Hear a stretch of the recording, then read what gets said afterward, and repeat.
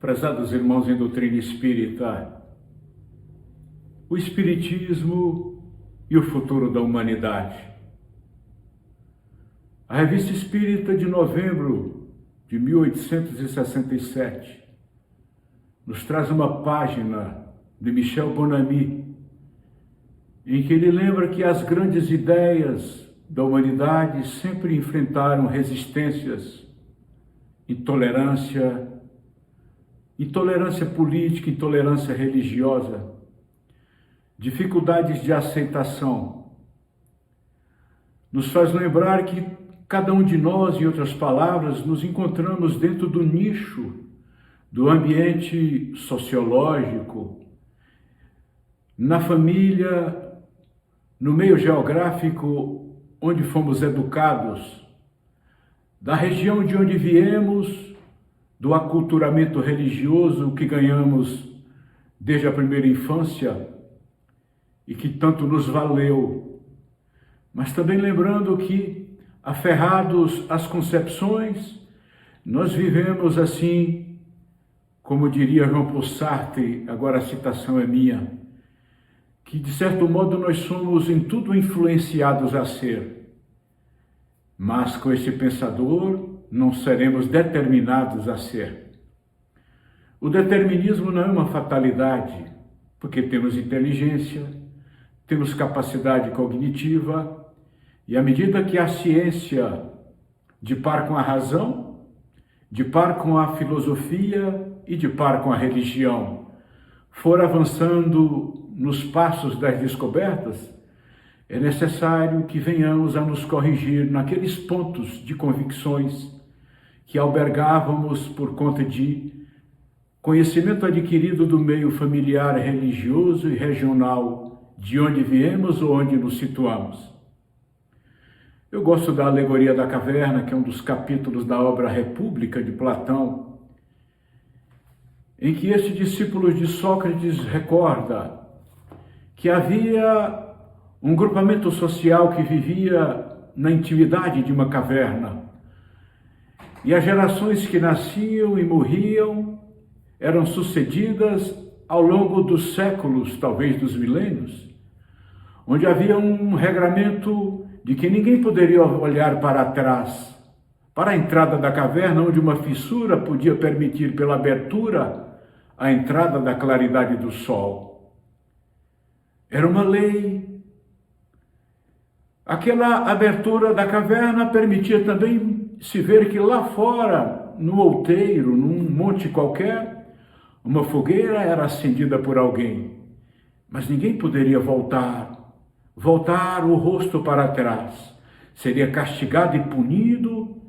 por aquele sistema, pelo regramento da intimidade daquela caverna, daquela tribo que ali morava, até que um dia alguém resolveu transgredir a ordem, olhar para trás e mais, avançar e sair da caverna para descobrir que lá fora havia um mundo, um outro mundo, uma outra realidade,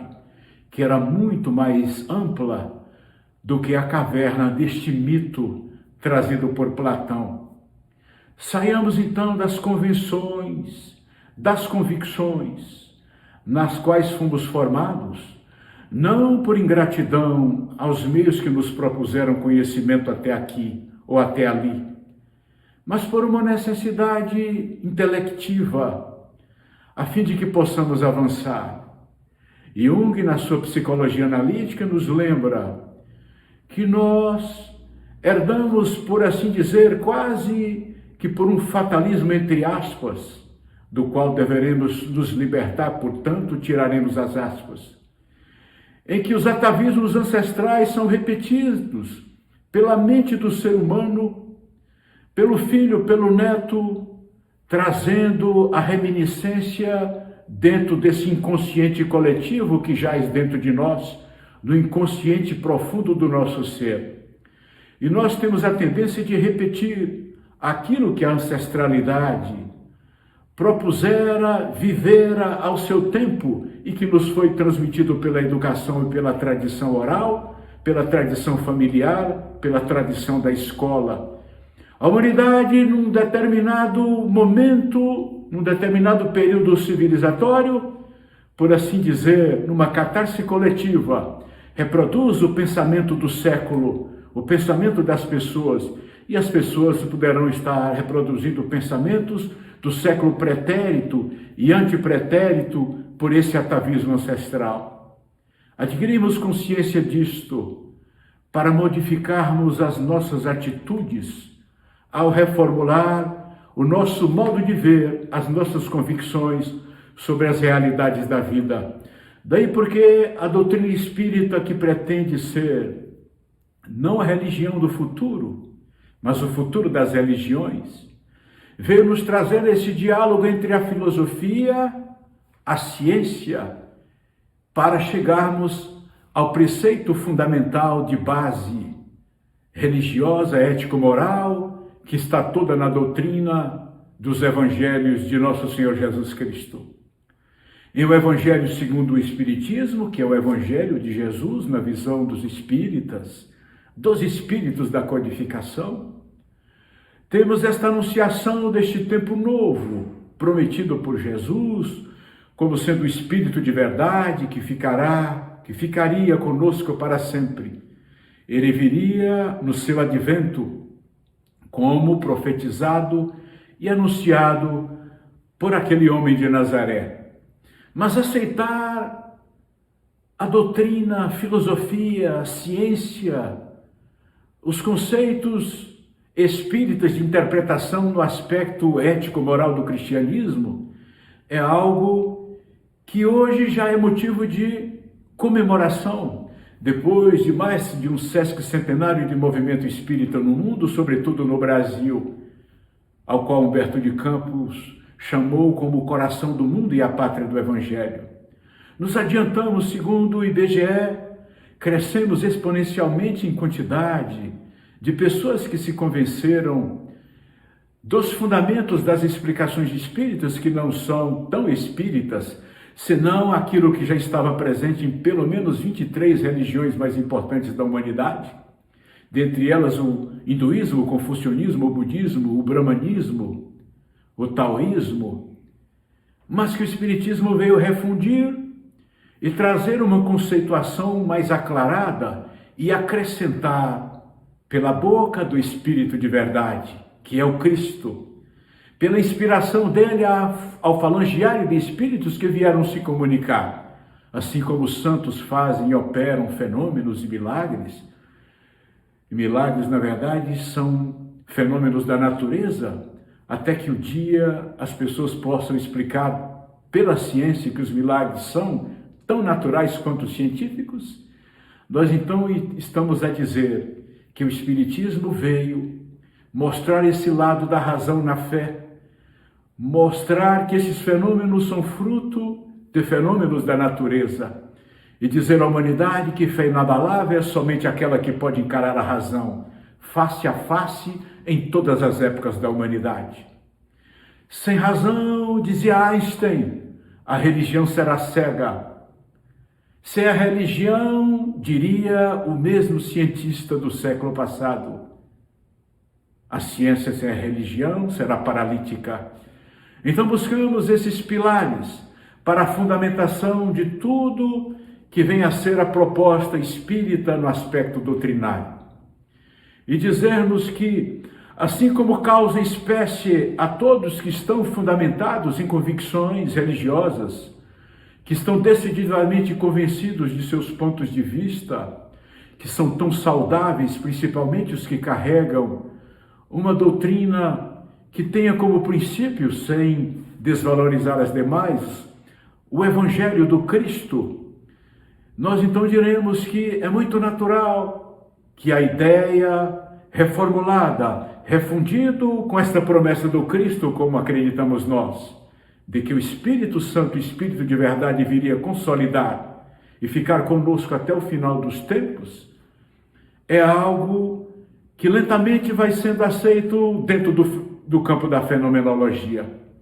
Das constatações científicas, o tomógrafo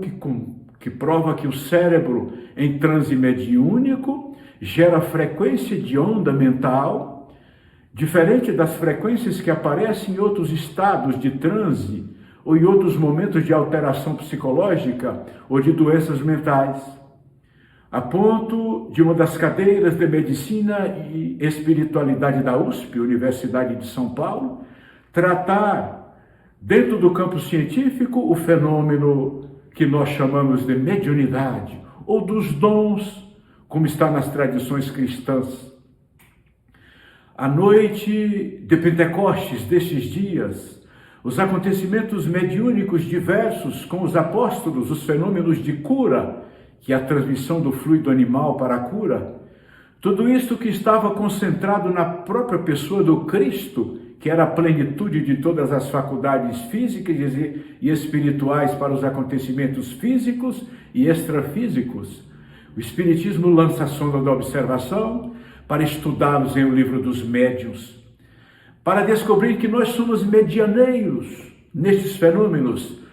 para constatarmos que, segundo a Organização Mundial de Saúde, muitos desses transes, desses acontecimentos medianímicos, nada mais são do que fenômenos naturais, não propriamente de demônios, de espíritos sofredores, diremos nós, imundos, mas também de espíritos bons, de santos que operam fenômenos, de espíritos que não receberam o título de santos, mas que foram tão santos quanto, espíritos amigos que operam na humanidade, porque no reino do Pai há muita tarefa para todo mundo e ninguém poderia ficar preso no céu ou no inferno mitológico das antigas crenças, senão operando no mundo, tanto os bons espíritos como os maus espíritos, de acordo à frequência, o padrão mental de cada um de nós, por uma lei de afinidade. Então a Organização Mundial de Saúde recentemente criou o código F44.10, alguma coisa, para detectar a doença espiritual que não existia na codificação médica mundial. Então o espírito causa doença nas pessoas? Freud achava que tudo era produto da cerebração do psiquismo humano, gerada esta cerebração no próprio ambiente das catexias, das comunicações neurais, que na verdade o pensamento era fruto do próprio aparelho físico cerebral. A Organização Mundial de Saúde do século XX, do século XXI, vem dizer que o cérebro, na verdade, é uma plataforma onde se manifestam espíritos, inclusive o nosso, que é um espírito encarnado, e esses outros espíritos que interferem em nossos pensamentos e atos, a ponto que de ordinário são eles que nos dirigem, diriam os espíritos a Kardec numa das suas perguntas em O Livro dos Espíritos, vem agora constatar cientificamente que são os mesmos espíritos que levam a transtornos psicológicos em muitas vezes, em ordinário, eles interferem em nossos pensamentos e atos, e então os médicos têm que dar tratamento espiritual àqueles que têm os chamados fenômenos de subjugação, antigamente de possessão, me parece que essa linguagem ainda está, porque é algo espiritual que está fora da produção da própria mente humana, senão de outra mente sobrepondo a mente humana. E de par com a ciência, a doutrina espírita caminhará, dizia o professor Hippolyte Léon Denisard Rivail, o professor Rivail, que usa o pseudônimo de Kardec para subscrever os comentários que faz nas obras da codificação do Pentateuco, dos 5 livros, o Evangelho de Jesus segundo o Espiritismo, o Livro dos Médiuns, o Livro dos Espíritos, o Céu e o Inferno e a Gênese, mais outras obras complementares. Depois daquela manhã de abril, no Palácio Royal, na Galeria d'Orléans, na Livraria Danty, quando se publicou naquele ano de 1857 o Livro dos Espíritos, as ideias pareciam ser ideias novas, porque eram interpretações, mas a ideia era a mesma, o pensamento do Cristo. E não foram aceitas, a propósito do tema desta exposição, porque livros foram queimados no Alto de Fé de Barcelona, pela Igreja Mãe de onde viemos. Não puderam ser aceitos, os espíritas eram tidos como feiticeiros, prestigitadores, a ponto de códigos penais brasileiros, até pouco tempo depois do Império, inclusive pela Velha República, tipificarem a conduta de fenômenos espíritas praticados por pessoas como criminosa. Tudo isso foi abolido, tirado das leis. E hoje o Brasil é o maior país do mundo com a maior quantidade de cristãos espíritas. Lentamente, o espiritismo, que não será a religião do futuro, vai chegando com seus postulados para ser o futuro das religiões. Porque as religiões que não aceitavam a tese de que a Terra não era o centro do universo, tampouco o Sol, nosso Sol, o heliocentrismo seria a teoria, mas que na verdade estávamos dentro de um grande complexo de estrelas, e que agora os observatórios astronômicos constatam pelo Hubble, pelas lentes dos telescópios de Monte Palomar, que nós, na verdade, temos em torno de 100 milhões de estrelas dentro do cinturão denso central da Via Láctea, que é a nossa galáxia local. Para a galáxia ser apenas uma delas dentre as 200 a 400 bilhões de galáxias constatadas, no universo possível de ser medidos pelas lentes objetivas do Hubble em órbita da Terra há mais de 20 anos, cujas lentes não captam senão em torno de 10% desse universo possível. E então era difícil aceitar o que disse Galileu Galilei, que nós não éramos o centro do universo. E a religião oficial da época não pôde tolerar esta verdade, que hoje é aceita. E então Galilei atravessou o tapete vermelho do Tribunal do Santo Ofício na Catedral de São Pedro, da Santa Sé, para ser interrogado e depois lavrado contra ele uma sentença de prisão perpétua domiciliar, além da obrigação que ele teve de retratar-se para dizer que nós, a Terra, éramos o centro do universo, quando na verdade somos um pequeno fragmento de mundo, dentre 8 globos que orbitam em torno de uma pequena estrela de quinta grandeza, tão pequeno o nosso Sol, que é tido como uma anã vermelha, que pela sua pequenez orbita em torno de uma estrela maior, uma das estrelas do complexo do Touro, dentro das Pleiades, em cujo universo possível relativo local da galáxia, dentro nela, estamos nós, como este pequeno fragmento de mundo, sem as pretensões. Cientificamente, lentamente vamos constatando aquilo que Galileu Galilei disse naquela altura da Idade Média, da idade sombria, da noite caliginosa de mais de 1000 anos. Mas as ideias são sempre difíceis de ser aceitas. Paulatinamente vão sendo aceitas como o Espiritismo vem, porque foi a doutrina espírita que de primeira vez anunciou a pluralidade dos mundos habitados. Que esses ninhos de vida, detectados por Galileu Galilei, antes pelas lunetas de Copérnico,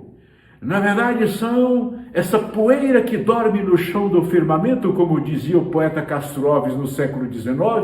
no seu famoso verso Deus Século. Nós estamos dentro desse grande complexo, há ninhos de vida, e Jesus então teria antecipado os astrônomos em 20 séculos ao dizer que havia muitas moradas na casa do Pai, e que se assim não fosse, ele nos diria, para que ele pudesse afirmar com autoridade que estes pontos vistos na umbela, na perspectiva do firmamento, talvez naquela noite, quando ele contemplara Jerusalém adormecida do alto do monte de Getsemani, quem sabe após os entardeceres em fogo da Judéia, quando, dizemos nós no poema Junho, apagava-se o dia e acendia o firmamento, ele constatando os círios luminosos nos céus, pôde dizer à humanidade que havia muitas moradas na casa do Pai. E dirão os espíritos, após a qualificação, que que estes mundos pluralmente habitados são mundos físicos, como os constatou Jesus, os constatou com os olhos. Mas ele, o Cristo Espírito, que falava que o reino de Deus não estava na terra, o reino dos céus estava nos céus. Que estes céus, habitados por tantos mundos, por bilhões de galáxias, é um céu que, na verdade, divide espaços físicos com espaços extrafísicos. Existem mundos em que espíritos humanos, de humanidade como a nossa, em corpos diferentes, de acordo às condições climáticas, as condições da escala biológica ou da escala química que ali existe, aqui na Terra, oxigênio, hidrogênio, azoto, lá outras substâncias, darão um tipo de performance para a humanidade própria de cada globo. Mas Jesus estava a nos dizer que nesses globos existem suas cápsulas planetárias, estações espirituais, planos espirituais que os envolvem, onde os espíritos deixaram a carne no plano físico e foram para a dimensão espiritual sem sair da própria realidade do globo. É o Espiritismo que nos dará notícia dos mundos habitados físicos e extrafísicos. Quando publicada a obra Nosso Lar, a própria Federação Espírita Brasileira foi surpreendida, porque o médico sanitarista brasileiro, e provavelmente seja ele Oswaldo Cruz, com o pseudônimo de André Luiz, utilizando-se de um nome de um irmão, o pseudônimo é o nome de um irmão biológico de Chico Xavier, ele diz, não importa o meu nome, e diz que quando nós morremos aqui na Terra, no nosso globo, como poderia acontecer em outros globos habitados por humanidade física, porque só habitam globos com humanidade física, aqueles globos ainda em estágio primitivo, em planetas de expiação e provas, de regeneração, ou até planetas de mundos felizes. Fora isso, os espíritos puros já não precisam de corpos em planetas que são habitados por espíritos puros, onde a humanidade não necessita deambular com um corpo físico denso, pesado como o nosso. Aliás, o nosso corpo é herdeiro de um ancestral símio, que fazia lembrar o chimpanzé. Então, nós ainda estamos um pouco atrasados. Mas, André Luiz diz que os que deixam esse corpo físico, que tem quase 80% de água, e, portanto, se tornam espíritos sem corpos aqui no planeta Terra, como em outros planetas que têm corpos físicos, eles vão dentro da bolha planetária para uma estação espiritual. Ele, por exemplo, descreve a estação de Nosso Lar. É uma cidade espiritual na altura da ionosfera sobre a cidade do Rio de Janeiro, onde há uma conformação de cidade, regulamentada por 72 ministros, portanto, os seus ministérios de organização, por assim dizer, entre aspas, burocrática, uma cidade desenhada numa plataforma, vamos dizer assim, arquitetônica, que faz lembrar na base a estrela de Davi, as suas 6 pontas, na ponta de cada uma das quais se encontram os ministérios. E ali André Luiz Espírito, depois de ter passado pela primeira esfera do umbral, ele chama de umbral esta região que está na erraticidade, depois que deixamos o corpo, nós morremos, atravessamos essa soleira, para esse outro lado, que poderiam dizer que seria o inferno, o purgatório ou o céu, e na verdade, em Nosso Lar, nós vamos ver que tudo isso acontece dentro do próprio complexo do planeta Terra, e repito, como acontecerá em cada complexo de cada globo onde a humanidade existe com vida física, em que encarna e desencarna, sem sair da bolha planetária.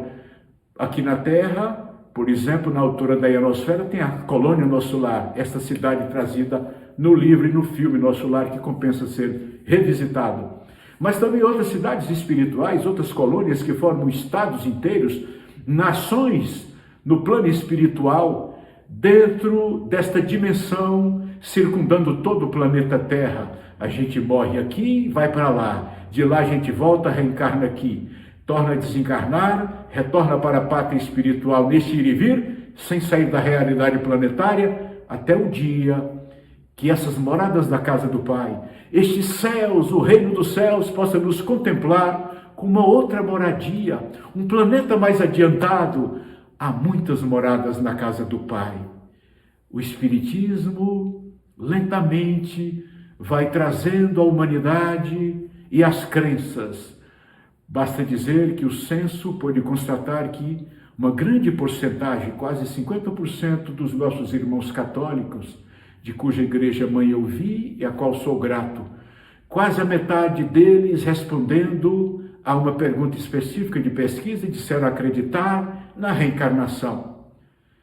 Embora este credo tenha sido amputado no Concílio de Constantinopla por imposição de Teodora de Bizâncio, que levou o imperador Constantino a afastar por uma votação pífia de 2-1 dentro do clero a teoria dos renascimentos que era consagrada pelo bispo Orígenes, que era platônico e acreditava que poderia o cristianismo primitivo, como fora reencarnacionista, ou como fora crente na teoria dos renascimentos, para adaptarmos a linguagem antiga e não a linguagem da codificação, que é questão de palavra dizendo a mesma coisa, então o pensamento de Orígenes era este. E como Teodora não poderia acreditar que ela teria que reencarnar para purgar mais de 500 homicídios que determinara contra mulheres de vida de prostituição, quando ela própria, Teodora, fora prostituta e agora se tornara divina porque havia se casado com o imperador, então reencarnar para ela seria realmente uma lei detestável. Amputou-se, mas lentamente as pessoas vão acreditando nisso, que está presente a reencarnação, os renascimentos, em pelo menos 23 religiões mais importantes da humanidade. Podemos lembrar disto? Inclusive no judaísmo, que é a nossa matriz religiosa, onde Jesus fundou o cristianismo, nome que foi dado pelo apóstolo Lucas, que na verdade nem conheceu Jesus, não é? Ele, eu não diria apóstolo, ele escreveu, né? Atos dos Apóstolos. Mas Lucas, por exemplo, Atos dos Apóstolos, era um médico de Paulo, e ele então chamou de cristianismo. E o cristianismo consagrava a teoria dos renascimentos até o Concílio de Constantinopla, em 553, quando foi amputada a crença, que lentamente o credo vem voltando para as pessoas, porque o Espiritismo não vai ser a religião do futuro, mas vai ser o futuro das religiões, lentamente vão acreditando nos seus postulados.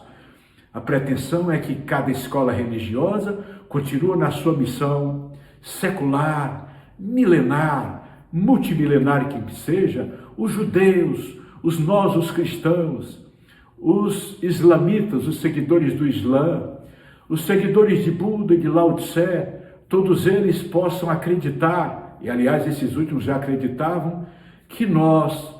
nascemos e renascemos, como dizia Jesus a Nicodemos naquele diálogo à noite, às escondidas. O doutor da lei, membro do Sinédrio, veio perguntar a Jesus como chegar nesse reino dos céus. Um homem já sendo grande, era possível voltar à barriga de uma mulher e nascer de novo? Porque Jesus havia dito a ele que para herdar o reino dos céus era necessário nascer de novo da carne e do espírito. E nesta exposição, então, nós gostaríamos de lembrar que assim como as ideias cristãs e espíritas foram refutadas veementemente, sujeitas a auto de fé, queima de livros, a criminalização da conduta dos espíritas, os códigos da terra, tudo isso hoje abolido. Hoje ser espírita chega a ser um motivo de orgulho para quem ostenta este nome,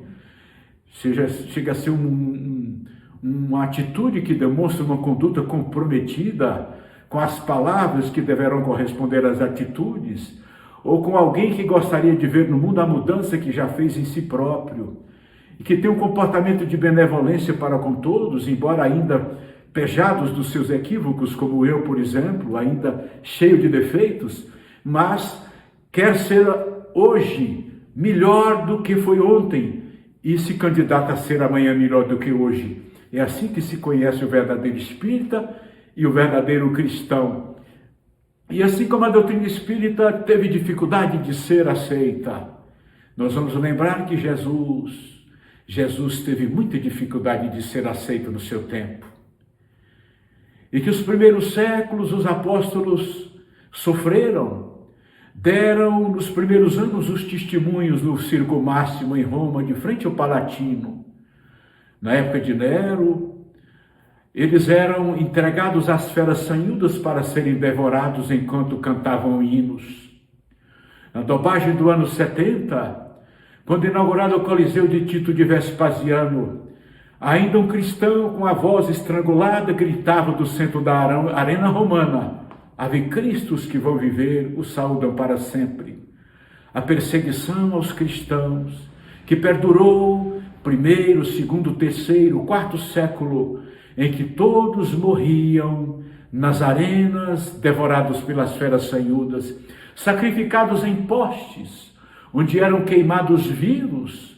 por apregoarem o pensamento do Nazareno bondoso. Quanta intolerância nos credos, nas nações politeístas, no próprio judaísmo, que tanto perseguiu aqueles que seguiram Jesus. Basta ver o apóstolo Paulo com cartas para prender os cristãos em Damasco, ele que era Saulo de Tarso. Depois ele cai do cavalo na entrada da cidade e de perseguidor se tornará crente nos postulados, na interpretação dada pelos cristãos aos próprios textos sagrados da Torá. É o Espiritismo de hoje interpretando os textos sagrados do Novo e do Velho Testamento. Eram os seguidores de Jesus interpretando os textos do Velho Testamento, diferentemente na interpretação que eram dados pelos judeus. Os cristãos apregoavam, interpretando os textos sagrados, como o amor que se deveria ter ao próximo, como deveria amar a si mesmo, quando Israel pregava a guerra contra os infiéis. Os cristãos diziam amar o próprio inimigo. Era difícil suportar a doutrina desse Jesus, que fora mandado após aquela noite da sua paixão, quando ele contemplava Jerusalém adormecida. Ele, olhando para as estrelas, onde havia muitas moradas na casa do Pai, aguardou que a madrugada fosse lentamente devorada pelo amanhecer. Quando os soldados chegam, ele está preso. E às 9 horas da manhã da sexta-feira, interrogado no pretório de Pôncio Pilatos, antes tendo passado pelo interrogatório perante Caifás, para as 3 da tarde estar crucificado no Monte Gólgota, em nome de uma interpretação de textos religiosos. E basta lembrarmos que, como dizia Gandhi, apedrejar profetas e mais tarde erguer templos em sua memória tem sido a prática da humanidade durante eras. Hoje adoramos o Cristo, mas o Cristo encarnado, nós o crucificamos. E talvez o crucificaríamos de outro modo se ele aparecesse aqui hoje. Porque as religiões disputam autoridade para interpretar os textos do Evangelho, do Novo Testamento. Ainda hoje, os judeus não acreditam que Jesus tenha sido enviado, o modelinho da humanidade, para nós,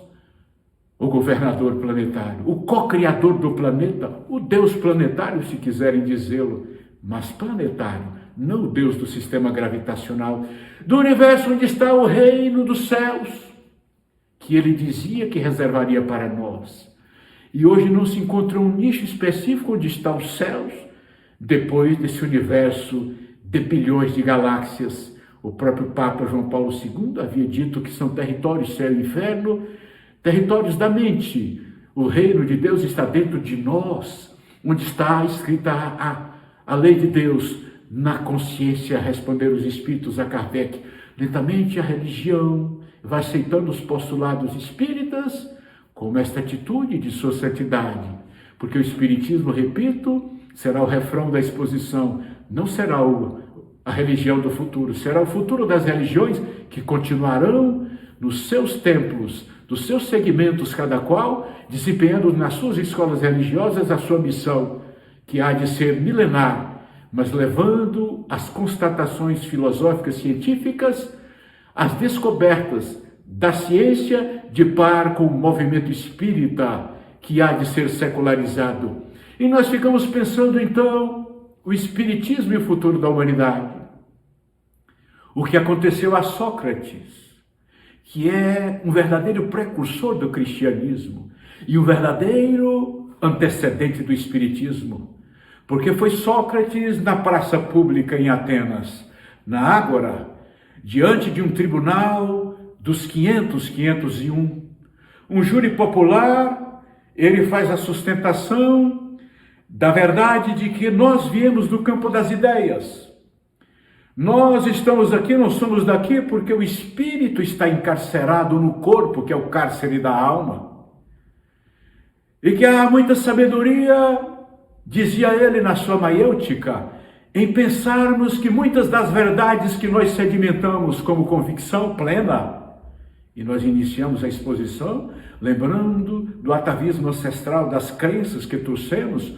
ou do psiquismo que é irmanado com o psiquismo daqueles que nos antecederam em vidas, ou na própria vida presente, como os nossos pais e avós. E dizia ele, Sócrates, que estes pensamentos que trazemos deverão ser sujeitos ao crivo do debate, do raciocínio, para colocá-los em xeque, porque a maiêutica, que era o chamado parto das ideias, era exatamente ele, Sócrates, defrontar com o interlocutor, perguntá-lo sobre as artes, sobre a ciência, sobre a capacidade de produção do artífice, do homem que fazia objetos, sobre aqueles que achavam que eram sábios porque construíam páginas literárias ou poesias perfeitas, mas que no interrogatório perante Sócrates, no debate, da sua maiêutica, no parir das ideias do diálogo, os famosos diálogos que foram anotados por Platão, por Críton, a criatura chegava à conclusão que ele não era tão sábio,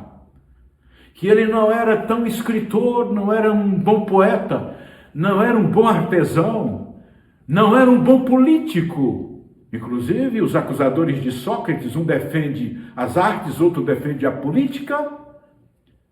e outro defende uma outra tradição, a política, além da política. Ânito, Licão e Mileto são os seus acusadores no tribunal. Ele, Sócrates, não é tolerado exatamente por trazer isto que o Espiritismo pretende trazer. Uma interpretação das convicções, que deve ser aberta na maiêutica para parir a ideia depois do debate, em que a sua convicção poderá não estar tão bem fundamentada, e que tu, que supões ser o dono da verdade, com o teu segmento, com a sua interpretação dos textos evangélicos, poderá não estar tão certo se tivesses debatendo com Sócrates na Ágora, porque ele lhe levaria a convicção de que você não é o melhor político, não é o melhor hermeneuta de textos bíblicos, que a sua religião é sua e merece todo respeito e desempenha a tarefa religiosa de formar a sua escola, mas que ela não é dona da verdade. E é por isso que Sócrates, ao levar à conclusão de que aqueles que supunham saber, e que na verdade pouco sabiam, foi levado a beber a cicuta após a condenação por uma votação de 200 e muitos contra 200 e poucos que o condenaram. E quando quiseram dar a ele a pena de substituição, da pena capital por uma pena de desterro, ele disse, eu não posso aceitar ser expatriado da minha terra para servir de estorvo em pátria alheia, porque para onde quer que eu vá, eu me levarei tal qual eu sou. E esta deve ser uma lição para confluir para o término da exposição. Nós morremos aqui, desencarnamos, deixamos a vida, esta vida que Sócrates dizia que veio de lá do campo das ideias. O renascimento que Sócrates apregoava através da paligenesia, que é a teoria de nascer, morrer e renascer, voltar a viver, que cunhamos como reencarnação, que é a mesma coisa. Ele dizia que nós, ao morrermos, levaremos os nossos defeitos para onde quer que nós possamos ir. Se eu sou, então, um espírito mau, estaria eu no inferno, nas hienas infernais, na tradição que nós herdamos da nossa cultura religiosa ancestral, ou ainda presente? Assim como ele, Sócrates, não aceitava o desterro porque seria ele em outra pátria, nós, ao morrermos, também seremos nós na pátria espiritual. Para onde quer que nós possamos ir, nós nos carregaremos tal qual somos. Era um dos seus discursos perante os seus juízes naquele julgamento há 500 anos aproximados atrás, 499 anos antes de Cristo. Estamos então a dizer que foi tão difícil a humanidade, a civilização grega, aceitar a interpretação de Sócrates, porque ela era tão revolucionária, como anota Platão, já que Sócrates nada escreveu, tão revolucionária que ela era, de fato, já o dissemos, precursora do cristianismo, precursora do espiritismo, que é o cristianismo redivivo. Debatam, aceitem ou não aceitem, quem vai dar o rótulo não será ninguém, serão os fatos, serão as atitudes daqueles que levam o evangelho por este flanco, querendo abraçar todos os demais flancos, porque o refrão é que nós não seremos a religião do futuro, nós seremos o futuro das religiões, nós seremos o futuro dos gregos, porque nós somos os gregos da época de Sócrates em nova encarnação, como nós somos os europeus de 500 anos de pátria brasileira, onde evoluímos com alguns hábitos e costumes deles, como somos muitos que vieram da região de Jesus da Palestina para integrarmos o Colégio Galileu neste país que é o coração do mundo, pátria do Evangelho. Vale a pena ler a obra de Humberto de Campos, que fala sobre a aproximação, as duas importantes reuniões que Jesus fez no século XIV, programando o descobrimento, as caravelas que avançariam pelos mares, o primeiro e o segundo reinado, a proclamação da República, a velha e a nova República, e o trânsito com as dificuldades que ainda hoje sobraçamos para a emancipação da nossa pátria, que hoje já pode ser considerado um país emergente, mas onde há todo tipo de espírito de todos esses lugares. Jesus não mandou para o Brasil anjos, mandou estes que a gente conhece aí, que nas últimas operações do ano atrasado, passado, alguns desceram as cadeias,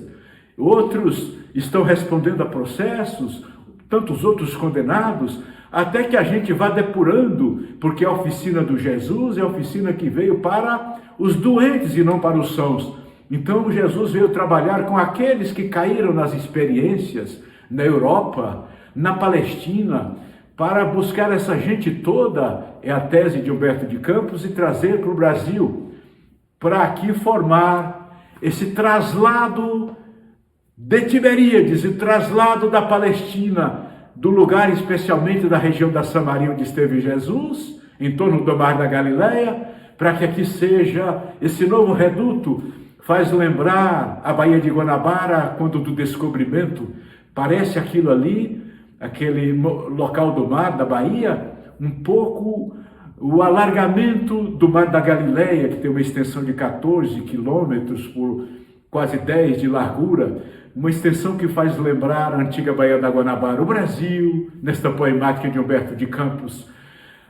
o Espiritismo e o futuro da humanidade. De par com a razão, diz o codificador, andaremos. Sempre que a ciência constatar algo, nós estaremos com a ciência. Aquilo que a ciência ainda não pôde constatar, nós revelaremos até a medida em que a inteligência humana possa cogitar, interpretar e debater, como a pluralidade dos mundos habitados, que lentamente vai dando passos para a comprovação. No campo físico, um sistema extra-sistema solar, portanto, um outro sistema,